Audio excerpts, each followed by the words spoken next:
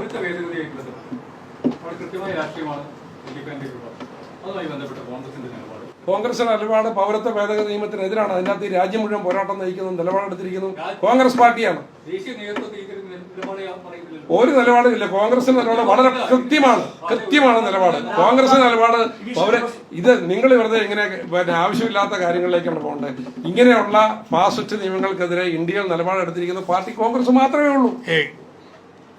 നമ്മുടെ കോൺഗ്രസ് പ്രസിഡന്റിനോട് കാർഗെയോട് ചോദിച്ചു പത്രക്കാർ, നിങ്ങൾ അധികാരത്തിൽ വന്നു കഴിഞ്ഞാൽ ഈ പൗരത്വ നിയമവും പൗരത്വ രജിസ്റ്റർ നിയമവും പിൻവലിക്കുമോ?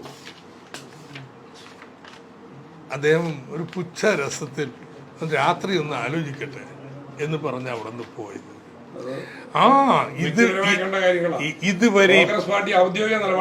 ഇതുവരെയും ഞങ്ങൾ അധികാരത്തിൽ വന്നാൽ ഇതിലെ പാർലമെന്റിൽ ചർച്ച നടന്നു.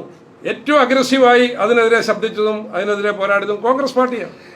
ഞാൻ പറയുന്നതേ ഒക്കെ ഇരിക്കട്ടെ. ഞങ്ങൾ അധികാരത്തിൽ വന്നാൽ ഇവ രണ്ടും പിൻവലിക്കുമെന്ന് ഏത് കോൺഗ്രസ് നേതാവ് പറഞ്ഞിരിക്കുന്നത്? കോൺഗ്രസ് നേതാവ് മാത്രമല്ല, കോൺഗ്രസ് പാർട്ടി പറഞ്ഞിട്ടുണ്ട്, പിൻവലിക്കുകയും ചെയ്യും. ഞങ്ങളത് പറയുന്ന പോലെ ചെയ്യാൻ പ്രാപ്തിയുള്ള പാർട്ടി തന്നെയാണ്. നിങ്ങൾക്ക് കോൺഗ്രസിന്റെ വർക്കിംഗ് കമ്മിറ്റി തന്നെ പറഞ്ഞിട്ടുണ്ട്, കോൺഗ്രസ് നേതാക്കൾ പറഞ്ഞിട്ടുണ്ട്, ഞങ്ങൾ എല്ലാം എടുത്തിരിക്കുന്ന നിലപാടാണ്.